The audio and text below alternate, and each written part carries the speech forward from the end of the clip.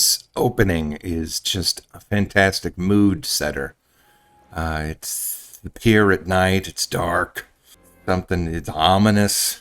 This is going to be a weird pull, but it reminds me of the Jetsons movie, sort of the opening of that one, where it's like a movie based off a TV show, but it's like strangely darker than you would expect. Really sort of like sets the tone. That's the first time an exterminator said he's gonna pray for us. That's not a bad sign. No. This is my second attempt at recording a commentary. Did one where I was outside and I was picking weeds because we had a lot of them. It's been raining a lot, and there's always just like burst of vegetation after that happens, and it was neat. I had my little cell phone. I had a little lapel mic. I found a way to record.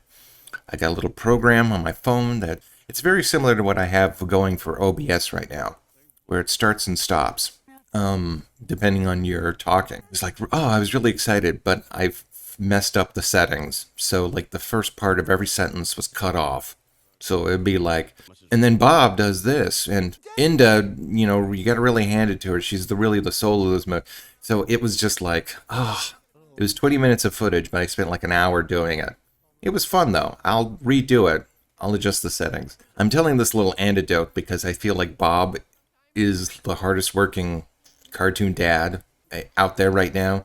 And that just seems like something he would do, or like a Bob's Burger sort of story. Trying to do something to be more efficient and then just kind of having setbacks. I'm gonna try not to think too much about how much is riding on today. Maybe I should put 2 eggs on it.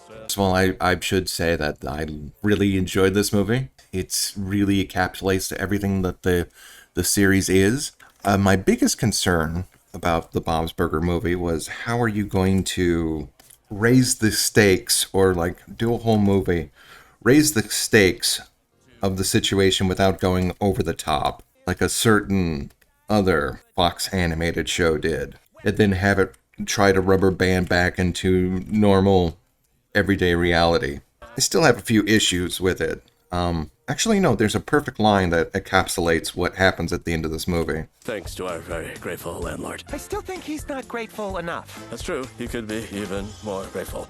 But for most of the part, they do a great job at just like creating a really believable situation that you think that this family could have. There's been plenty of moments that have been out there, like, let's see, I think Bob's been shot at by one or more love interests of the Fishoders. You have from Fanny lately? Yes, we're back together-ish. That's good. Is she less homicidal now? Yes, much less homicidal, thanks for asking. So the fact that this does center around the Fishoders and a possible murder fits in perfectly.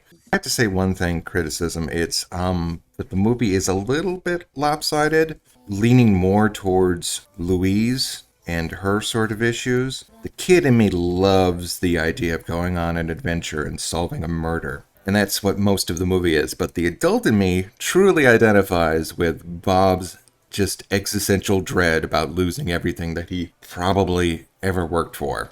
Look at that, it's the real villain of the Bob's Burger movie. You have 7 days to make your payment, or we'll repossess your restaurant equipment. Possess, equipment? Like haunted? It's wonderful that that Renegade Cut actually got into his favorite TV show. Your faces are making me sad. Most of the story focuses on Louise and her conflict that sort of spirals out of control when she finds the dead body but they do a good job at like bringing it back to Bob by just having this sort of escalation of worse and worse things happening to him. It's not so bad. What was I saying about the show keeping things grounded? I think one of the strengths of both this movie and the series is that they do rely on fantasy to do a lot of the lifting of more of the outrageous stuff. Gosh, I'm so nervous. I shouldn't be nervous in my own fantasy. This is a fantasy? Don't worry about that. Forget I said anything. Also, look at this. I love this. Like Louise talking to her stuffed animals, like a council. This is like a council meeting in Lord of the Rings. Also, why are they in the middle of a jungle temple? Does Kuchikopi take place in the middle of the jungle? Who's up for a Kuchikopi spinoff? Show of hands. Chloe Barbash called me a baby. What do we do? Ideas. Go. Shoot her out of a cannon, karate chop her in half, find a shark and throw it at her. These are just off the top of my head. I don't know if anyone else is going to jump in. God, that background's beautiful. Production on this is fantastic. They really did a good job at both sort of capturing, it's like really upping the game for animation for certain moments like this, like riding on horseback. There's a horse dancing at the end of this, at the end in the credits. But they also do stuff like this, where it's just like shot, reverse shot, people talking, normal for the series. But again, you use the fantasy, almost like I would compare it to Doug or Pepper Ann, those shows that absolutely need to stay grounded in order to be relatable, but also like indulge in the fantasy world, which is also relatable because people do that all the time. Like I said, I think the movie focuses on Louise a little too much, but it's nice that they also give Tina and Jean something to worry about. But everyone loves us. No, they were being nice. See? They left. Oh. Oddly enough, like that's sort of a bigger deal than anything. Is like Jean's having second thoughts about performing, which is completely unnatural for the otherwise outgoing young man. The guy who puts fart sounds in every song he needs to make. Speaking of art direction, there's one thing I just have to point out. This skeleton looks way too real to exist within this world. It's just, gross, gross, gross. It fell into her mouth. Appropriately, Bob's Burger has probably the widest variety of body types, and none of them look like an actual skeleton. Like, the necks are always a little bit too long, the heads are maybe a little bit too bulbous. They have no shoulders. No one has shoulders in this show. Seeing an overly realistic skeleton.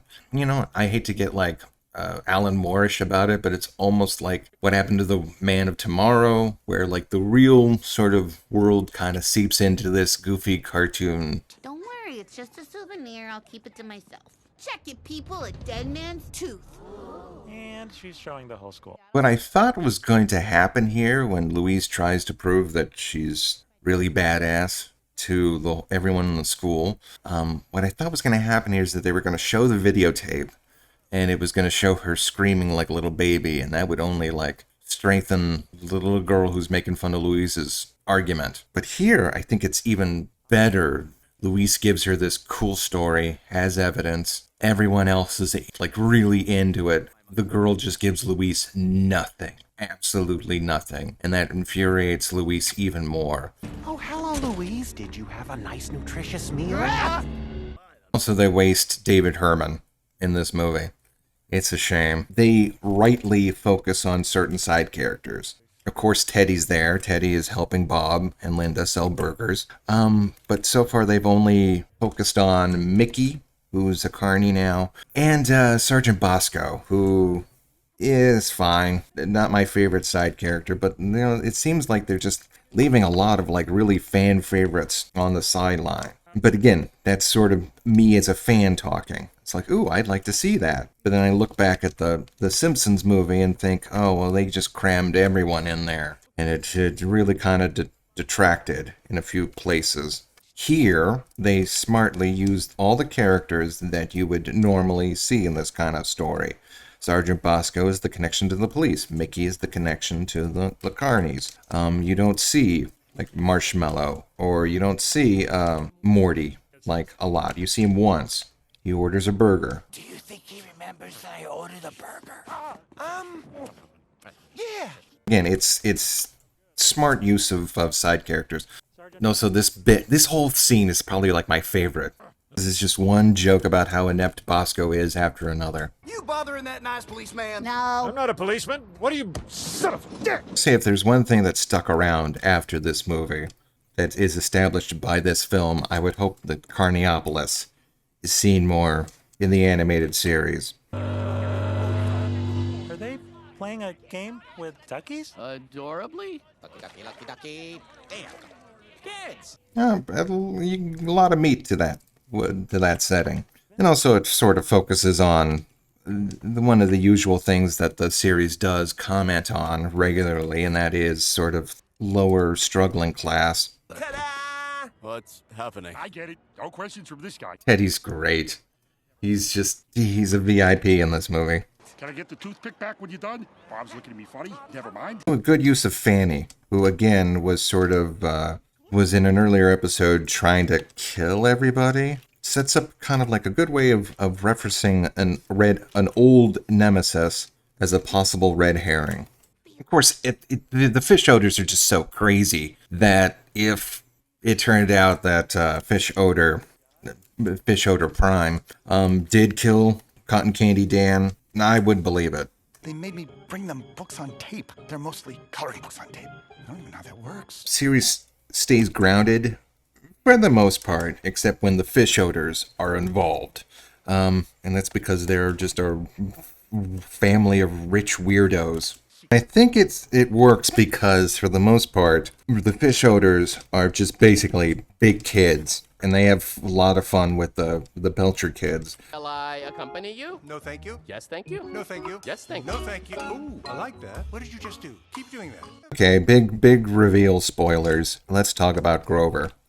It was smart of Bob's Burgers to introduce him here and there within the actual television series before they introduced him in the movie. Snail wrestling. If you're joining us, I will need you to sign a waiver. Have you ever had diphtheria or snail tail? It also doesn't help that he's actually voiced by the guy who does the warden on Super Jail. Thanks for the great sex, loser! It's like he's got such a distinctive voice. I should talk about the actual score during the scene because I think it's actually really inspired. Right here, where Louise has the realization that Grover is the murderer. But when Grover is figuring out that Louise knows that he's the killer, it converts to this kind of methodical, almost clockwork sound with percussions and bells. Candy for you these days. Looks like weird old teeth. I see. And you enjoy that, do you? And I think that's it's like the most unique building tension noise I can think of. Usually, again, it's like strings, like, or horns, but here it's just like, ding, ding, ding, ding, ping. Is that a tooth? It's so weird looking and... I love that. It's just, I'm trying to think of another place where I've seen that used to build tension. There's also something hilarious about this being a musical and everyone doing a good job so far. And then the big villain song, which should be like, it's hard to make a bad villain song. And this one's good because he's dancing like crazy. But he's a horrible vocalist. Grover, I imagine the voice actor is very accomplished. He has got a very unique voice. And I do enjoy his performance on Super Jail. It's just hilariously inversed.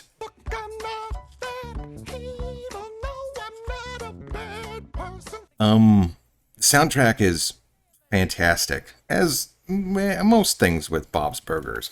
The music is always fantastic. I would have to say that this is probably the best song, The Lucky Ducks. The choreography is fantastic, although it's a little weird. Okay, first of all, I want to talk about that line. That's one of the lines I didn't know what it actually was until I had to look up like a lyric video. I didn't look it up, I was just listening to the song again for like the 100th time. It's now we sell fried dough and wieners. That's the line. Now we sell fried dough and wieners. First I thought it was we self-indulge in wieners. And I was like, ew, what does that mean? And then I thought it was we sell $5 wieners, like a commentary on the overpriced food at amusement parks. It's such a unique line, and it's the pronunciation of the singer that's doing it. Sunny Side of Summer is a good setup song. It doesn't sort of stick with me outside of this movie. And then Shake Your Burger Buns is a fine outro. But again, it's fine. I think there are better songs within the actual TV series. Speaking of which, let's just talk about how sort of odd this is. This is actually a full-blown musical now, because they're dancing and singing, and the music is diegetic. Usually, music is more or less non-diegetic, like you've got things like bad things happen in the bathroom, or they take place in a fantasy, like the fart school. Usually when it is diegetic, it happens in like a concert or a gathering, like the Christmas special. So it just stands out to me like this. Oh, this is a full-blown musical. Movie rules. I don't know, seemed weird to me. I noticed that later on in the song, he actually becomes a better singer. He turns into his normal voice. Is that like sort of a reflection about how at this point he's saying, I'm not a bad guy, and then by the time he fits into his natural voice, see, once he starts actually talking about his passion and his idea, his voice becomes way more pleasant to hear.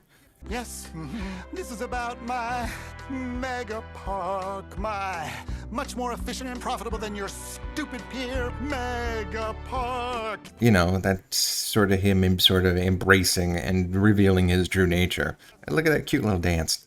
Because business dreams are about business. They're not about dreams. Wow, I just realized now that he stands in direct opposition to Bob. The guy who wanted to open a restaurant in the first place. Slap his name on it. Make cuckoo crazy burgers. They don't smash you over the head with it. Oh, very cute. This is like Bob's Return of the Jedi moment. Where are we going? I don't know, Bob. Just get us away from that lawyer.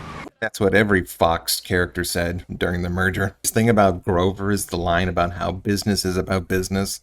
Like he is compartmentalizing the fact that killing this family is fine because of business. And I think that's really scary because it is super close to real life right now. And put that memory in a place you don't think about. Okay, so this is sort of where it comes close to Bob. Bob reveals that the reason why Louise Houston has those ears is because they remind him of his mother. They gave it to her because they were so proud of her. So she misremembered everything. But again, also it kind of reminds Bob, family. It's really smart how the two plots converge at the theme park. Makes sense for the kids to end up there. They're sussing out who could have murdered Cotton Candy Bob. But it's a little bit more metaphorical with Bob. It's like he really doesn't want to leave the restaurant. He almost seems like latched onto it. It's his friends and family that slowly draw him away from the restaurant. And in a metaphorical sense, the things that are really important. Even when Linda seems to lose all hope, he comes to the realization that that's the way he's been acting, and he don't like it. So he sort of snaps into action. I am not giving up. We are gonna get out of here. I am gonna Linda this. Whoa! Dad, are you Fonzie? And that's sort of when it becomes Bob's movie. Or at least Bob finds his agency. I'm gonna make it. I'm starting to get good at this. Oh my god. Like this sort of idea of a dual rescue. There you go. I like how Louise saves the day and proves that she's brave. I love it when this little girl's happy. Bob just gets a little credit for just trying. Oh god, he was so far away, he would never have gotten it. Hey, Dad. Good work to both of you. Thank you. Favorite thing about this thing with Tina is that every time she's tried to approach Jimmy Jr., something stupid has happened that stopped her. And it happened again in the middle of this. But it totally aligns with her new philosophy that there's never going to be a perfect time. And romance is something that you make and not something that there's no perfection to it. So that's a nice, good little ending for her. Gene gets to do his band thing. Finally, now we can bring out Johnny Jazz Hands. Oh, goody. Yeah, so I would say this is like an A. This is a fantastic movie. They did great. It's a shame that it's caught up in the pandemic and the merger and just sort of, I guess it flopped. It's bound to make its money. It's bound to make its money back on streaming, hopefully. And I think it'll be a wonderful little focus point for Bob's Burger fans. So yeah, go check it out. It's great. Okay, I'm so proud of you. Don't say you're so proud of me. Yep.